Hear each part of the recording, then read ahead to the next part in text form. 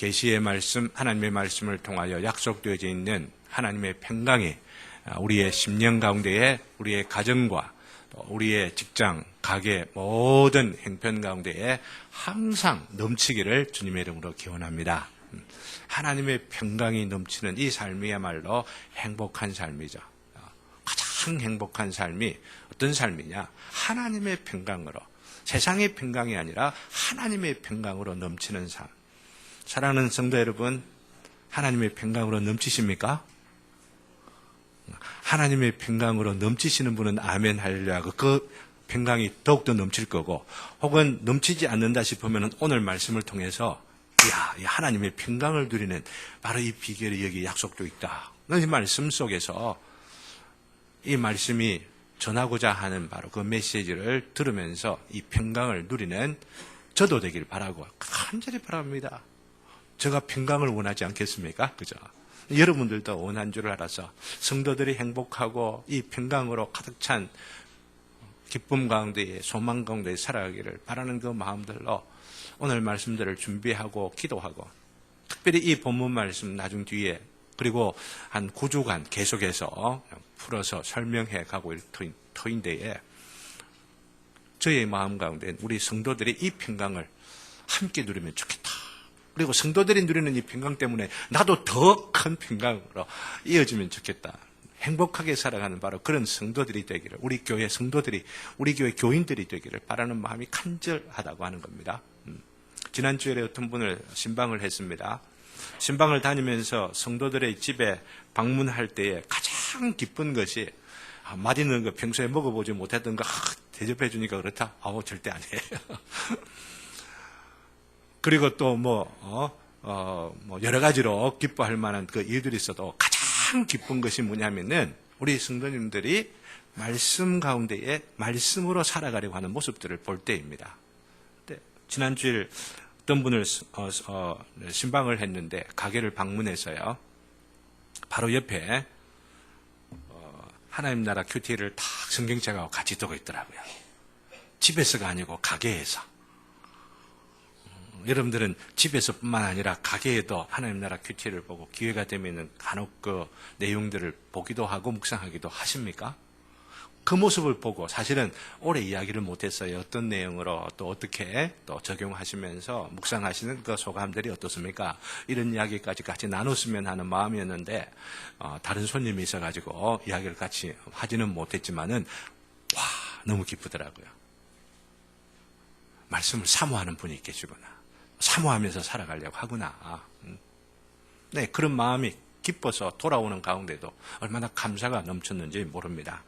특별히 목사가 이래요. 이런 일로 가장 기뻐하는 거 여러분들이 아시면 참 좋겠어요. 목사한테 제일 잘 보이는 비결이 뭐냐 하면 매일같이 큐티합니다 하고 매일같이 말씀을 읽고 또 이럽니다.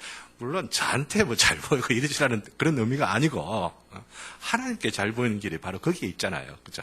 하나님 가장 기뻐하시는 게 하나님의 말씀, 연애 편지인 줄 알고 읽고 묵상하고 연구하고 공부하고 그 새기면서 이 말씀대로 어떻게 하면 살아갈까?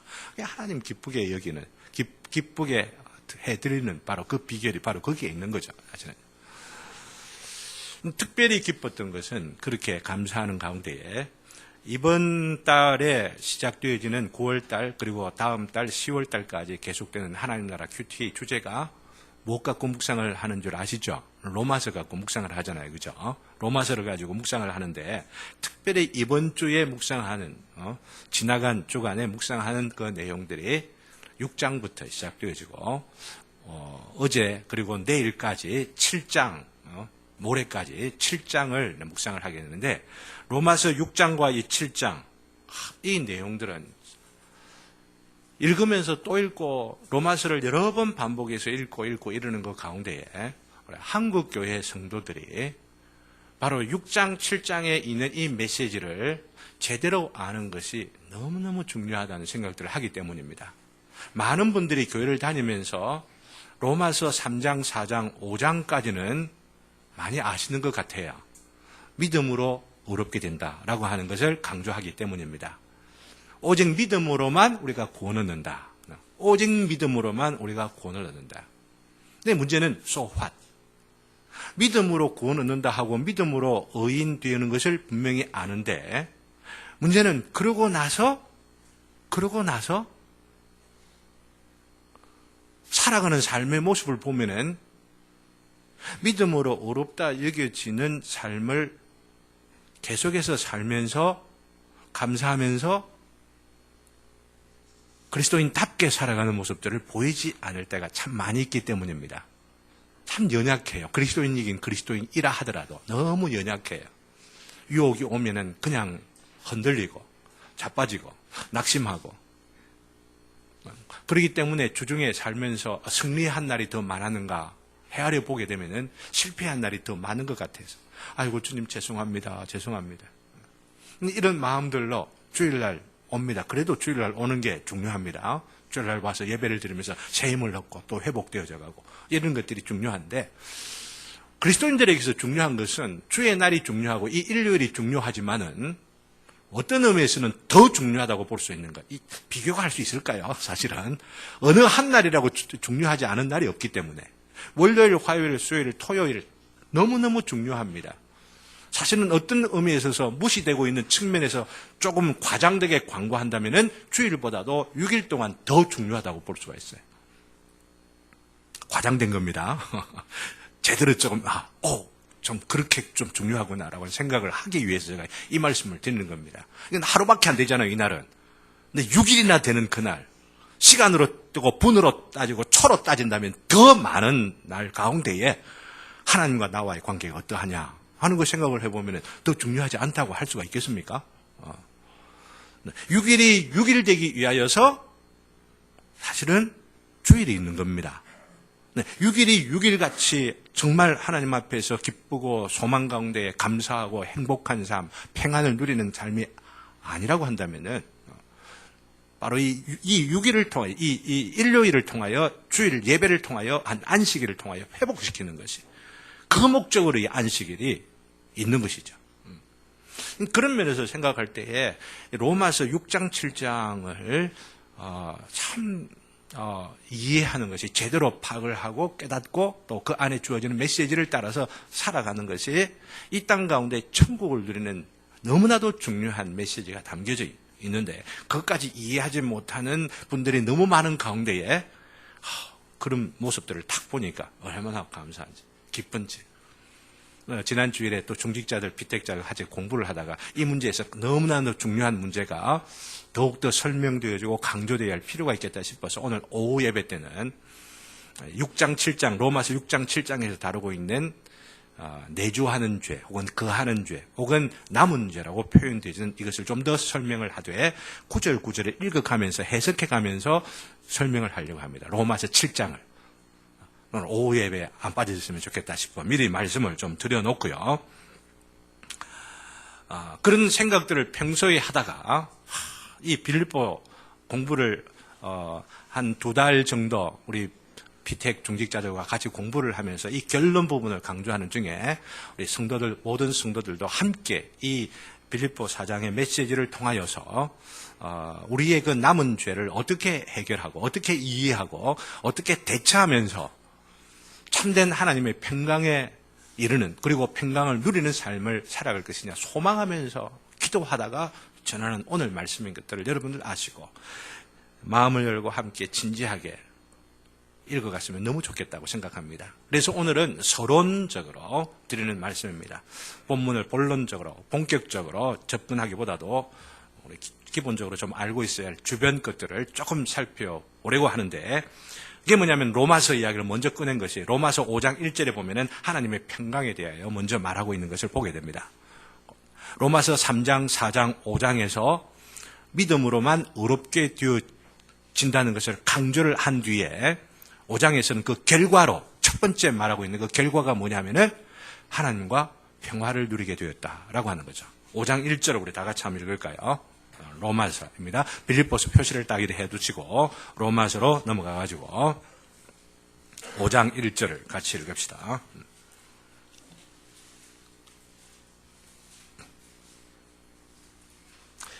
(5장 1절) 다 같이 찾았죠? 다 같이 읽습니다. 시작. 그러므로 우리가 믿음으로 의롭다 하심을 받았으니 우리 주 예수 그리스도로 말미암아 하나님과 화평을 누리자. 믿음으로 의롭다 하심을 받았으니 이것이 3장, 4장, 5장 앞에서 다 이야기한 겁니다.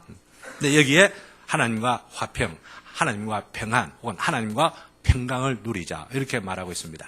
그런데 누리자라고 하는 번역을 조금 우리가 생각해 보게 되면 단순히 누리자는 권면이라기보다도 뒤에 나오는 내용과 함께 더불어서 생각을 하게 되면 오히려 누리게 되었느니라라고 하는 일종의 선언이라고 볼 수가 있습니다. 믿음으로 의롭게 되었으니 이제는 하나님과 평강을 누리는 자가 되었느니라라고 하는 거예요. 여기 있는 말 단어가 에코맨이라고 하는 것인데 그렇게 해석될 수 있는 여지가 있다라고 하는 것입니다. 그리스도인들은 믿음으로 말미암아 예수 그리스도 안에서 이미 하나님과 평화를 누리게 된 자, 하나님과 화평을 누리게 된 자가 되었습니다. 여러분들 믿습니까? 믿음으로 의롭다 여김을 받는다는 그 자체가, 의롭게 여겨짐을 받게 되었다라고 하는 이 선언 자체가 너는 하나님과 평화를 누리게 된 자가 되었다라고 하는 선언이라고 하는 겁니다.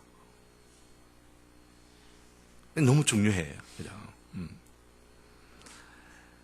근데 문제는 그렇게 평강을 누리고 행복하게 기쁨으로 살아갈 수 있는, 이게 보십시오. 기쁨이라 말씀드렸으니까 5장에도 보면은 몇 번이나 반복되는 게 2절에 보면은 2절 보세요. 마지막 부분이 즐거워하느니라 라고 말하고 있죠. 근데 즐거워하는 게 좋은 일만 있어 즐거워하는 게 아니고 환난 중에도 3절에 보면 환난 중에도 즐거워하느니라 말하고 있습니다. 그리고 11절에 보면은 즐거워하느니라 라고 하는 게, 이게 하나님과 믿음으로 말미암아 의롭게 여겨진 자가 하나님과 평화를 누리게 되는, 하나님과 평강을 누리게 되는 그 특징으로서 기뻐하는 삶이 있다고 하는 거예요. 즐거워하는 삶이 있다고 하는 겁니다. 감사 가운데 기뻐하고 즐거워하고. 그러니 오늘 아직 빌립보서 돌아 안 가셔도 괜찮습니다. 첫 구절에 기뻐하라, 주 안에서 기뻐하고 또 기뻐하라고 기뻐하는 바로 이 메시지를 강조하고 있는 것을 보십시오. 문제는 이렇게 평강을 누리게 되는 자, 즐거워하도록 자격을 받은 자이고 신분상 변화가 된 자인데 그것을 고개로 끄덕끄덕 한다 하더라도 우리 생활들 가운데 내 자신을 돌아보게 되면은 기쁨의 생활보다도 혹은 즐거움의 생활들보다도 하나님과 평안하게 그러면서 안식하며 살았다라고 하는 것들보다도 얼마나 쫓기면서 분주하게 경쟁하면서 초조하게 그러면서 안달복달하고 있는 내 자신을 보게 되면 이제 실감이 잘 안 나는 거죠. 그래서 그렇게 실감나지 아니하는 자들을 위하여서 왜 하나님과 화평케 되진 자인데 믿음으로 말미암아 의롭게 된 자인데 왜 화평을 누리지 못하게 되느냐라고 하는 바로 이 질문 앞에 6장 7장을 기록하고 있다는 거예요. 믿음으로 의롭게 되어진 자가 화평을 누리게, 하나님과 평강을 누리게 된 자인데 그럼에도 불구하고 누리지 못하는 바로 이 문제를 바울 사도가 알고 있다는 이야기예요. 하나님도 알고 계시는 거예요. 하나님께서 우리를 만드시고 성도되게 하셨고 우리를 구원하셨기 때문에 우리의 모든 체질을 아시고 우리의 기질을 아시고 우리의 성향을 아시어서 어떤 문제를 고민하고 어떤 문제 때문에 부딪혀갖고 하늘의 평강을 주기로 약속되어져 있고 그것을 하나님께서 주시기로 해놓고 이미 주도록 다 멍석을 깔아놨는데 그래도 누리지 못하고 있는 자들을 위하여서 몇 장을요? 로마서 6장 7장을 주셨다라고 하는 거예요. 기록하게 하셨다고 하는 거예요.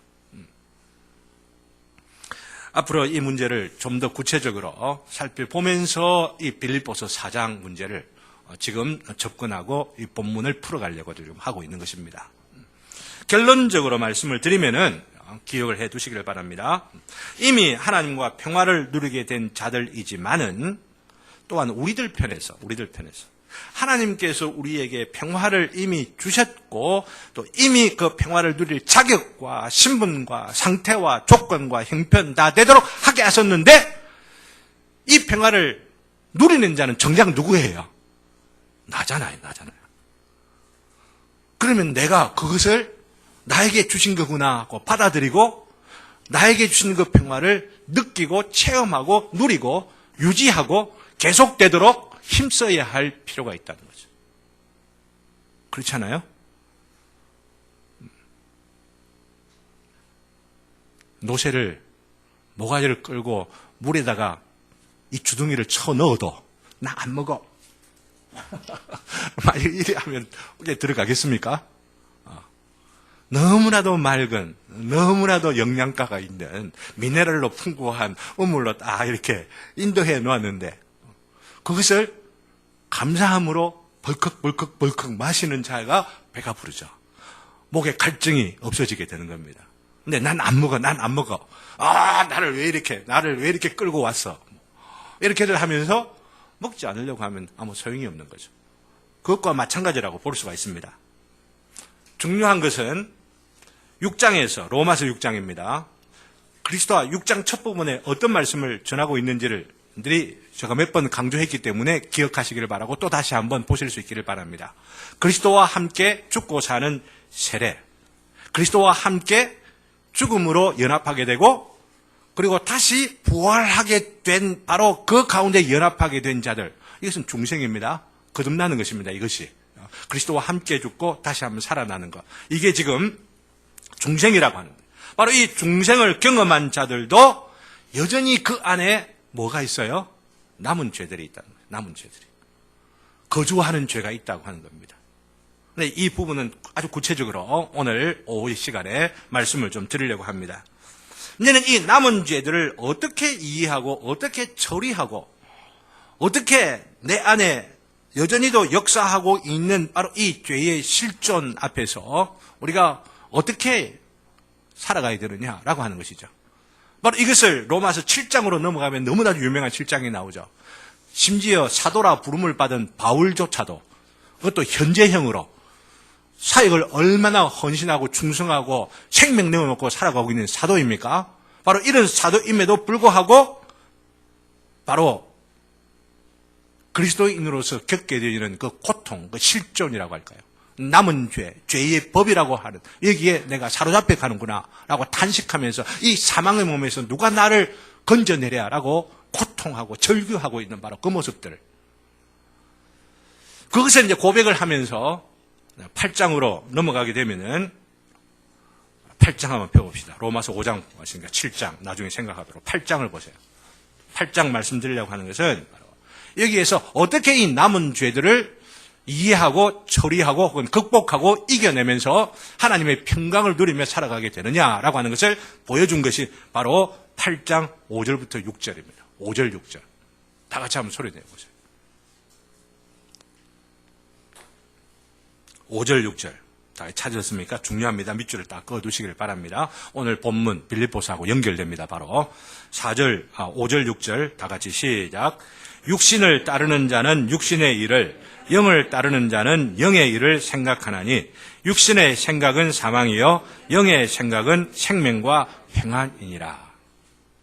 여기에서 제가 왜 이 구절을 인용하셨는지 저희의 드리는 말씀들을 따라오시는 분들은 아마 딱 간파를 할 수 있으리라 생각합니다. 이 단어 가운데에서 어떤 단어를 딱 강조하려고 제가 오늘 이 구절을 인용한 것 같습니까? 생각이라는 단어, 생각. 육신을 따르는 자는 육신의 일을 생각하고, 그죠? 영을 따르는 자는 영의 일을 어떻게 해요? 생각하나니. 생각하나니. 육신의 생각은 사망이고 불행이라는 이야기입니다. 괴로움이라는 겁니다. 고통이라는 겁니다. 그런데 영의 생각은 생명과 평안이니라, 기쁨이니라, 즐거움이니라, 소망이니라, 행복이니라. 그러니까 생각이 뭐냐는 것 아니에요. 그죠? 생각을 어떻게 하느냐라고 하는 것 아니에요. 여러분들이 생각을 어떻게 하느냐에 따라서 지옥도 경험하게 되고 생각을 어떻게 하느냐에 따라서 천국을 경험도 하게 되는 것이 바로 오늘 이 시간이에요. 이 시간. 여러분들 지금 어떤 생각을 지금 하고 있는 거예요? 이 시간 말씀을 드리는 중에도 불구하고 세상에 있는 거, 예배 마치고 나서 누구 만나갖고 어떻게 해야 되는데 이런 근심 가지고 꽉 돼 있는 것 아닙니까? 지금 부엌에 지금 가스불 좀 켜놓고 왔는데, 이거 어떻게 하나, 안절복달 막 이렇게들 하고 있지 않습니까? 생각이 지금 중요하다. 어떤 생각을 지금 하느냐? 지금 이 시간에 똑같은 사람들이 똑같이 와서 이 몸을 똑같이 이 예배 시간, 이 시간에, 이 공간에 일이 있지만은 그 생각이 하늘나라 위에 하나님의 보좌 가운데 하나님의 천군 천사들과 온 성도들이 예배하고 찬송하는 그 자리에 올라가 있는 자들은 저와 여러분 모두가 다 그러하기를 주님의 이름으로 기원합니다. 그런 초청이에요. 예배는 바로 그런 자리로 초청이에요. 일주일에 최소한 한 번 정도는 이 예배를 통하여 그 하늘 예배를 경험하는 자들이 이 세상에 나가서 승리하게 되는 거죠. 세상 사람들은 보지 못하면서 눈에 보이는 감각적인 것들만 보면서 취해갖고 살아가지만은 믿음의 눈으로 그 영원한 세계를 보고 헐깃헐깃 보여지는 그 영광의 세계를 보면서 그 세계 가운데서 함께 예배한 바로 그 은혜 때문에 힘이 생기는 거고 능력이 생기는 거고 소망이 생기는 거고 세상의 유혹을 이겨낼 수 있는 담대함을 갖게 되는 것입니다. 근데 그것이 어디에서 오느냐? 생각이 있다는 생각이 있다. 더욱이나 보십시오. 바울은 10장 넘어가가지고 로마서 10장으로 넘어가면요. 외우기도 좋습니다. 10장 10절입니다. 너무나도 유명한 구절. 신명기 30장에서 있는 것들을 인용해가지고 여기서 다시 한번 반복하고 있기 때문에 구약과 신약을 통틀어서 아주 너무 중요하다는 오늘 말씀드리는 주제와 관계해서 말씀드리려는 게 10장 10절 말씀인데요. 다 같이 한번 읽습니다. 다 같이 시작. 사람이 마음으로 믿어 의에 이르고 입으로 시인하여 구원에 이르느니라. 이게 마음이라고 하는 거, 입이라고 하는 거 앞에 말씀드린 구절과 더불어서 똑같이 생각하면 생각이라는 거예요. 생각. 생각이 있으면 입에 말이 나오잖아요. 그렇죠? 마음과 생각의 관계라고 하는 거 오늘 복잡하게 심리학적인 거 뭐 이런 것들 말씀드리지 않으려고 합니다. 단순하게 좀 풀고 싶습니다. 이런 말씀을 이제 오해하는 경우가 있습니다. 이렇게 이야기하면 목사님 뭐 생각하기 나름이라고요? 생각에 달렸다고요? 뭐 이해가 되긴 되지만은 그러면은 그 구원이라고 하는 것이 우리의 생각에 달렸고 우리 마음먹기에 달렸다고 하시는 것 아니에요? 오해할 수가 있다는 거예요. 그렇지 않다는 거 말씀드리려고 지금 말씀드립니다. 오해하면, 이 문제를 오해하면 안 되기 때문에. 그렇지 않다는 거 우리가 너무나 잘 알고 있는데 바로 그렇지 않다는 것을 강조해 주는 것이 오늘 바로 빌립보서 4장 4절부터 바로 9절까지의 내용이고 그렇지 않다는 것을 보여주는 것뿐만 아니라 그 안에 있는 메시지의 그 핵심이 우리 마음에 달려 있으면서 그러나 그럼에도 불구하고 그것만이 아니면서 우리 마음에 달려있는 바로 이 요소들을 강조하면서 우리에게 메시지를 던져주기 때문에 빌립보서 4장 4절부터 이 9절까지 너무 중요합니다. 빌립보서 전체를 핵심적으로 엑기스로 요약하고 압축하고 있는 것이라 볼 수가 있어서 저는 가능만 하면 이 빌립보서를 여러분들이 이 10회의 설교를 통하여서 여러분들이 암송을 다 했으면 좀 좋겠어요. 바로 4장 4절부터 아니면 최소한 7절, 8절, 9절 이 석절만이라 하더라도 딱 암송을 하고 그러면서 여러분들 왜 암송이 필요한지는 나중 뒤에 또 말씀을 드리겠습니다만 암송을 하고 여러분들이 생각 속에 이 말씀을 가득 넣어두고 있으면 이 말씀 그 자체가 약속하고 있는 하나님의 평강을 우리는 우리의 10년 가운데 우리의 가정생활 가운데에 캠퍼스 생활하는 가운데에 우리의 남은 무덤에 갈 때까지 아니 무덤을 넘어서서까지 하나님의 그 평강 누리면서 살아가게 될 줄로 믿습니다.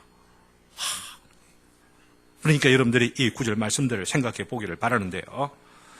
이 구절들을 보면은 이제 빌립보서 4장으로 넘어가서 이 구절들을 보면은 보십시오.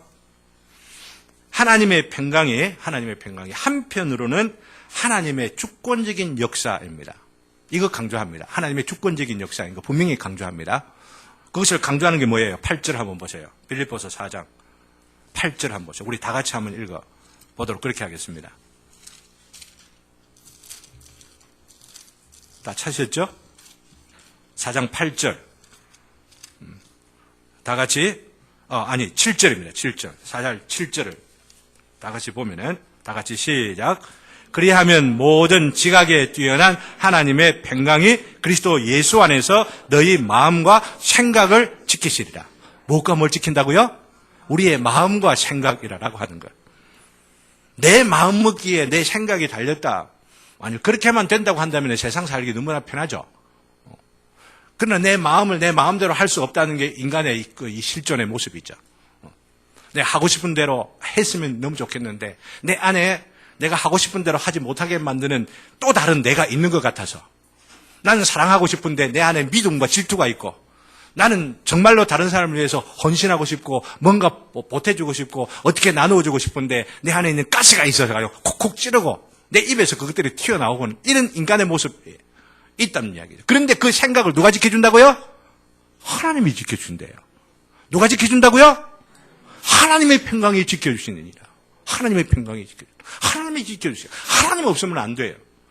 우리가 아무리 애를 쓰고 아침 일찍 일어나면 늦게 눕는 수고의 떡을 먹는다 할지라도 하나님께서 파수꾼이 되어 우리 집을 지켜주지 아니하시고 우리의 가정을 지켜주지 아니하시고 우리의 사업과 함께하지 아니하시면은 헛되니라. 헛돼요. 네, 하나님에게 시작이 된다라고 하는 거 이거 우리가 알아야 되는 것이죠. 근데 문제는 이것만 강조하는 게 아니라라고 하는 겁니다. 분명히 7절에는 하나님의 평강이 지켜준다 이런 말씀하고 있죠. 그런데 보세요. 그 9절에는 8절을 봅시다. 생각을 분명히 하나님이 지켜준다고 했는데 그렇게 했는데 8절 다 같이 시작. 끝으로 형제들아 무엇이든지 참되며 무엇이든지 경건하며 무엇이든지 옳으며 무엇이든지 정결하며 무엇이든지 사랑받을 만하며 무엇이든지 칭찬받을 만하며 무슨 덕이 있든지 무슨 기림이 있든지 이것들을 뭐 하라고요? 생각하래요. 생각은 지켜준다 했잖아요. 하나님이. 하나님의 평강이 우리의 마음과 생각까지 다 지켜주신다 했는데 그 말씀은 어디에 갔는지 그냥 생각하라 라고 말하고 있는 거예요. 우리의 책임인 것처럼. 우리에게 명령을 지금 하고 있는 것이죠. 몇 가지를 생각해라 라고 말합니까? 8가지입니다. 사실은요. 그래서 8대 원리가 나옵니다. 8대 비결이 나옵니다. 이 하나하나들을 어떤 의미인지를 헤아려 보고 묵상하고 우리에게 적용해 가려고들 하는데 그렇기 때문에 그 구절 하나하나들은 우리가 생각하지 아니하고 전체 구조가 어떻는지 이걸 보시라라고 하는 겁니다. 하나님의 평강이 우리의 마음과 생각을 지켜주시는 것 분명히 맞는데 그러나 우리도 우리의 생각과 우리의 마음을 우리가 지켜가야 하는 거예요. 우리가 우리의 생각을 어떻게 해야 되느냐라고 하는 것을 알고 우리의 생각을 우리가 관리하고 통제하고 또한 이 생각을 잘 조절해 가는 게 필요하다라고 하는 거 이거 말씀하고 있는 거예요. 하나님 한편으로는 하나님께서 지켜주셔야 하고 다른 한편은 우리가 힘써서 우리의 생각과 마음을 지켜가야만 하는데 이 두 가지 측면의 어느 한쪽을 무시해 버리게 되면서 성도들이라 할지라도 거듭난 자라 할지라도 균형 잡히지 못한 신앙생활을 해요. 교회 생활이 어그러져요.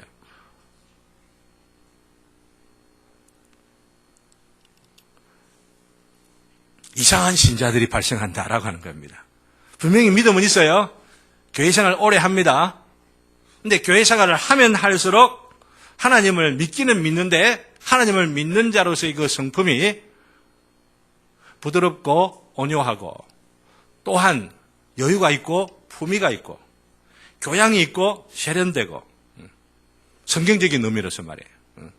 겉모습만 아니라 속으로도 삼천실된 그런 모습들로 천국의 향기가 나는 바로 그런 넉넉한 인격을 볼 수가 없고 하나님을 믿는데 어제도 우리 공부를 하면서 하나님을 입으로는 시인하나 그 행위로는 부인하는 자로다. 디도서 1장 마지막 부분에 나오잖아요. 그런 일들이 생긴다라고 하는 이야기입니다. 진정으로 하나님을 믿어도 참으로 하나님을 믿고 참으로 거듭난 자라 하더라도 하나님께서 한편으로 우리의 마음과 생각을 지켜주시되 우리가 우리의 생각을 지켜야 된다. 우리가 어떤 생각을 해야 되느냐라고 하는 것을 균형 잡게 생각하지 못하면은 믿는 자이고 천국 가는 자인데도 불구하고 왜곡되고 편협하고 고집스럽고 믿는데 왜 저런지 모르겠다 라고 하는 일들이 우리들 가운데 생기게 된다고 하는 것입니다.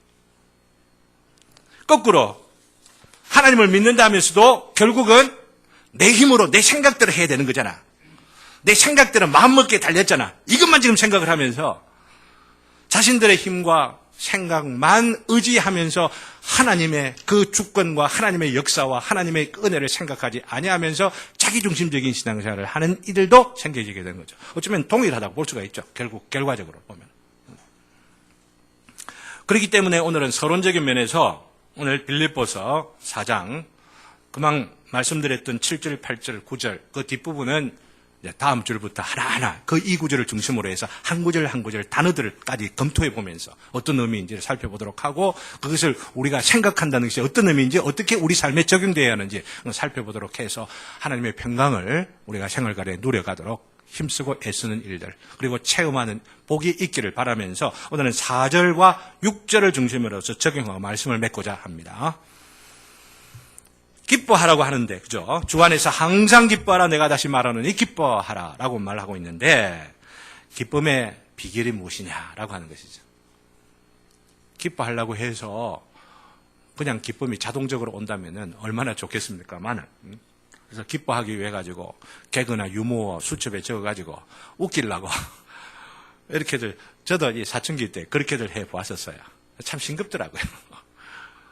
잠시 분위기를 좀 브레이스 아이킹 하는 뭐 이런 것들은 조금 있을지는 몰라도 아이고 참 이러면서 사나 싶은 그런 생각들이 있고 나이가 들면서는 개그맨들이 개그맨 하다가 무대 뒤에서는 정말로 스트레스를 받고 또 괴로워하고 불안해하고 내가 지금 무슨 짓이야? 내가 기쁘지도 않는데 남 기쁘게 한다고 이건 무슨 짓이야? 라고 하는 그런 얘기를 들으면서 그건 아니구나 하는 생각들을 더 하게 될 때여집니다. 어떻게 하면 기쁘게 하느냐라고 하는 거죠. 세 가지 간단하게 말씀을 드립니다. 첫 번째, 관용하라라고 하는 겁니다. 관용하라. 5절에 보면은 너희 관용을 모든 사람에게 알게 하라. 관용하는 것만 아니고 관용이 다른 사람에게 보여지도록 해라라고 하는 거죠. 관용이 뭡니까? 나에게 불편함을 주는 사람이 있는데 나하고 생각이 잘 맞지 않는 그런 사람이 있는데 나를 조금 아프게 하는 사람들 그런 사람들이 있어도 참고 인내하고 포용하고 받아주어라 라고 하는 거죠. 내 기준으로만 그 사람을 보지 말고 그 사람의 기준으로 나를 또한 보는 거 필요하죠. 어제 동성애 축제가 해운대에 있었던 거 여러분 아시죠? 우리는 주의를 해야만 합니다. 동성애를 저는 절대로 받아들이지 않고 조심해야 된다고 생각합니다.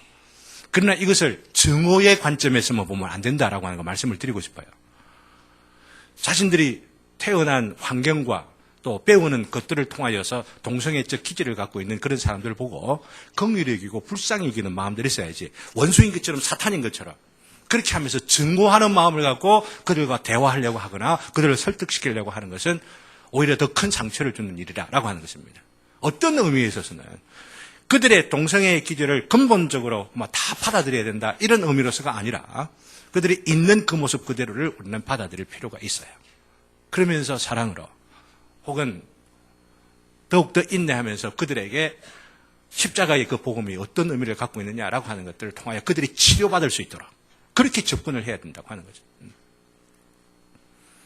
더 복잡한 문제가 있겠습니다만 오늘 여기 핵심적으로 말씀드리려고 하는 것은 관용하라라고 하는 거. 여기에 지금 말씀을 드리려고 하는 겁니다. 심지어 동성애 갖고 있는 그런 분들에게 관용해야 된다면 우리들 가운데 있는 서로가 차이 나는 부분. 우리가 서로 좀 다른 부분들 너무 많잖아요. 그죠? 많죠? 옆에 한번 쳐다보고 주시면서 참 많다 그지? 한번 해주세요. 우리 얼마나 다른지 많은 게 몰라요. 아내하고도 보면은 많고, 자녀들하고도 보면은 똑같은 자녀인데도, 똑같은 남자인데도 다른 것들이 얼마나 많은지 몰라요. 근데 이럴 때에 우리가 나하고 다르니까 마음에 불편함 갖고 불편함이 있으니까 마음 가운데 부정적인 생각은 행동으로 말로 눈치로 표현되어진다고 한다면은 기쁨이 있을 수가 없죠. 더욱이나 여기 보면은 주께서 가까우시니라. 이런 말씀을 하고 있는 그 이유가 뭐겠습니까? 다시 오실 주님께서 심판하실 것이니 그건 하나님께 맡겨놓고 난 참고 인내하고 관용하고 나하고 달아서 나에게 불편을 주는 부분들이 있어도 입을 좀 딱 담고 있으면서 주님 알아서 하십시오. 난 내 기쁨 빼앗기지 싫습니다. 난 기쁨 안 뺏게 할래요. 불평하고 말로 내면은 저 사람 왜 저런가라고 하는 이야기를 자꾸만 하게 되면 그 말하는 그 자체로 인하여서 기쁨이 빼앗겨져요. 그렇잖아요. 그렇기 때문에 관용하라라고 하는 거죠. 두 번째로는 감사하라라고 하는 겁니다. 감사하라. 6절에 있는 말씀 보면은 감사함으로 하나님께 아뢰라 이렇게 말하고 있지 않습니까?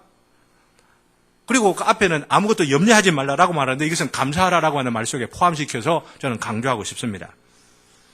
염려하지 말아라라고 말하지만은 아무리 염려하지 않으려고 한다 하더라도 염려가 안 될 수가 있습니까? 그러면 얼마나 좋게. 머리를 흔들어도 날아갔던 새가 또 잡새가 또 날아와가지고 근심하게 만들고. 그것이 앉아있는 것만 아니고 다시 한번 날아올 때는 나무 이파리 같은 거 쪼아가지고 여기다 집을 짓고. 여러 번 비유를 드렸습니다만 이것만큼 실감 나는 비유가 없는 것 같아서 또 말씀을 드리고 싶어요. 가만히 있다가 알까지 까고 알에서 그 새끼까지 나가 삐약삐약 하면서 근심을 낳고 부정적인 것이 부정적인 것을 낳고 이게 다 생각이에요. 이게 우리 인간이 그렇게 되어 있다라고 하는 이야기입니다. 부정적인 생각을 하면 부정적인 생각이 연상이 되어지고 그 연상된 것으로 인하여서 우리의 표정이 우리의 그 행동이 우리의 이 의지가 우리의 습관이 자꾸 바뀌어져 가는 거예요. 그렇게 부정적인 말들 자꾸만 나오더라. 부정적인 생각들 자꾸만 나오더라. 근데 문제는 이렇게 염려하지 않으려고 하는데 왜 염려가 되느냐라고 하면서 내가 염려하지 말자 백날 한다 하더라도 염려가 안 될 수가 있냐요. 그렇기 때문에 우리 하나님의 말씀 우리에게 주시는 교훈이 있어요. 답을 딱 가르쳐 주고 있는 거죠. 염려하지 말라고 하지 말고 감사하려고 해라. 라고 하는 거예요. 감사하려고 해라. 이게 감사가 여기 나오는 바로 여기 있는 거예요. 내가 왜 감사해야만 하는가? 감사할 이유가 뭔가? 그러면서 자꾸만 감사의 조건과 감사의 제목과 감사의 이유들을 자꾸만 생각을 하게 되어지면은 우리의 뇌라고 하는 것은 용량이 한계가 있어요. 무슨 말 알겠어요? 한계가 있어요. 여러분들은 386입니까? 486입니까? 아니면 펜티엄입니까? 사람들 다 용량에 한계가 있는 거예요. 근심을 하면은 근심이 계속 차게 돼주고 근심에 대하여 비대하여서 기쁨이 사라지게 되는 거죠. 감사가 사라지게 되는 거죠. 근데 이 용량에 감사를 자꾸만 사실은 용량에 한계가 있지만 참 큰 용량을 우리가 갖고 있습니다. 사실은요. 감사의 이유를 또 하고 또 만들어내면 낼수록 그 감사의 양에 의하여서 근심이 물러나는 거죠. 감사하는 그 최소한 그 순간이라도 근심은 안 하게 되는 거예요. 근데 그 감사에 또 이어서 감사를 하게 되면은 근심이 또 하나 더 물러가게 되고 더 사라지게 되고 더 약화되어지고. 생각이 얼마나 중요한지 몰라요. 생각이. 그래서 여러분들이 감사 헌금할 때에 그냥 감사합니다 이러면서 헌금을 하지 마시고 어째서 감사합니다 하고 그렇게 제목을 적어서 아이고 목사님 그 진작 좀 이야기하시지. 아니 오늘부터라도 괜찮아요. 다음 주에 감사 헌금을 할 때에 감사의 제목을 적어서 감사의 이유를 잠시라도 습관으로 내가 오늘 감사 헌금 해야지 이게 아니고 어째서 이번 주간 지내는 중에 이 일로 내가 감사해야 되겠구나 한번 적어보시면은 그 적는 가운데 또 다른 감사가 있어요. 적는 가운데 또 다른 감사가 또 생각나고. 그래서 여러분들이 헌금을 하면서도 감사의 제목을 구체적으로 생각하시면서 헌금을 하자. 하나님께서 그 이유를 알면서 감사를 할 때에 하나님이 더 기뻐하시고 또한 그 감사의 이유를 더하여 주실 줄로 믿습니다. 사실 이 감사에 대한 바로 이것들은 일반인들의 심리에도 굉장히 많이 적용된다라고 하는 여러분들 아시죠?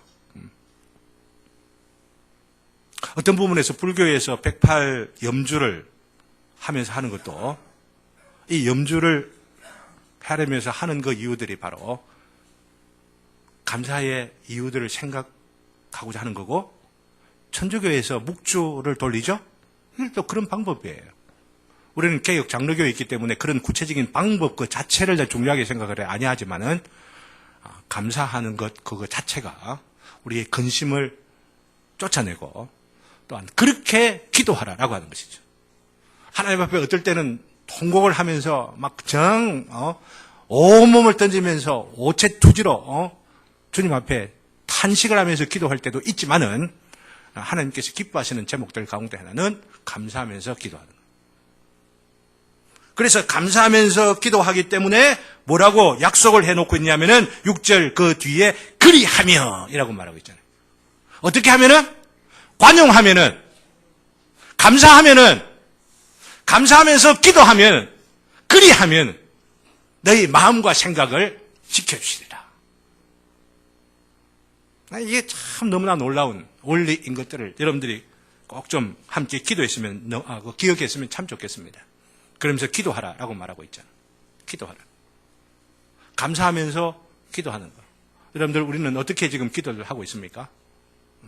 감사하면서 기도하는 거. 우리의 감사로 근심을 쫓아내는 것하고 다른 종교들하고 근본적인 차이는 그 감사의 대상이 차이가 있기 때문이죠. 그 기도의 대상이 근본적으로 차이가 있다라고 하는 것입니다. 살아계신 하나님 예수 그리스도를 통하여서 성령의 감화 가운데에서 그 하나님을 만나 뵙고 대화하고 우리의 소원을 말로 혹은 묵상을 통하여 올려드리는 이 교제가, 인격적인 교제가 기도라고 할 수가 있는데, 이런 말씀을 드려도 기도가 어렵다 여기시는 분들은 주기도문 계속해서 암송하면 됩니다. 자꾸 암송을 하면서 이 뜻이 뭘까, 그 의미가 뭘까 헤아려 보면서 계속 암송을 하면, 물론 이 단계를 최고의 단계로 생각하면 안 됩니다. 이것을 넘어서고 더욱더 근본적으로, 왜냐하면 문자가 되어가지고 주기도문이 주문이 되어버리면 안 되기 때문입니다. 절대로 주문이 되면 안 됩니다. 그렇지만 우리 초보 단계에서 우리의 기도를 더욱더 성숙하게 위하여 하나의 도구로 사용할 수 있는 이런 부분들이 있죠. 기도하다가 찬송하는 거 너무 중요합니다. 찬송을 특별히 외워갖고 암송하면서 때로 부르게 되면 기도의 내용, 찬송의 내용이 기도잖아요. 그렇죠? 기도하다 보면 찬송하다 보면 찬송이 그 내용 가운데 기도가 됩니다. 매일 아침마다 부르는 찬송들. 주님 다시 오실 때까지. 맨 마지막 부분이 영광의 왕이시로다. 이렇게 하면, 영광의 왕께신 우리 주님께서 오늘도 나와 함께 하시는데, 주님 그 왕을 위하여 오늘도 살게 하여 주옵소서. 처음으로 기도가 되는 거죠. 식기도 하면서 찬송 하나 부르고 기도는 감사합니다 하고 끝내버리면 돼. 저는 그래 합니다. 기도는 간단하게 하고 찬송은 하면서, 찬송하는 중에 기도하고 묵상하고 이러기 때문에. 확실한 약속이 있는 것이라 말씀을 드렸습니다. 그리하면은 모든 지각에 뛰어난 하나님의 평강이 그리스도 예수 안에서 너희 마음과 생각을 지키시리라. 사랑하는 천국 제자들 교회 모든 교우님들, 우리 성도님들, 진정으로 하나님의 평강을 누리시기를 원하십니까? 다시 한번 여러분에게 여쭙니다. 진정으로 원하십니까? 진정으로 원하신다면 오늘부터라도, 지금까지도 그렇게 오신 분들이 계시겠지만 오늘부터라도 제시되는 평강의 비결을 실천하시기를 바랍니다. 마지막 구절이 바로 그것을 우리에게 권면에 있어서 마지막으로 마지막 시간에 이 구절을 생각해 보려고 합니다. 너희는 내게 배우고 받고 듣고 본 바를 어떻게 하라? 행하라 라고 말하죠. 오늘 주어지는 말씀을 통해서라도 관용하라, 감사하라, 그러면서 기도하라, 이 세 가지를 우리 생활 가운데 행하면서 살아가게 될 때에 뭐라고 했어요? 그리하면 평강의 하나님이 너희와 어떻게 하겠다고요? 함께 계시리라. 그리하면 우리의 가정에서, 우리의 직장에서 이번 주간 한 걸음 한 걸음 행하며 만나는 모든 관계들 가운데서 하나님의 평강이 우리와 함께 하실 줄로 믿습니다. 이 함께 하심을, 이 평강을 더욱더 소망하면서 기도하는 마음으로 찬송 411장 찬송 부릅시다.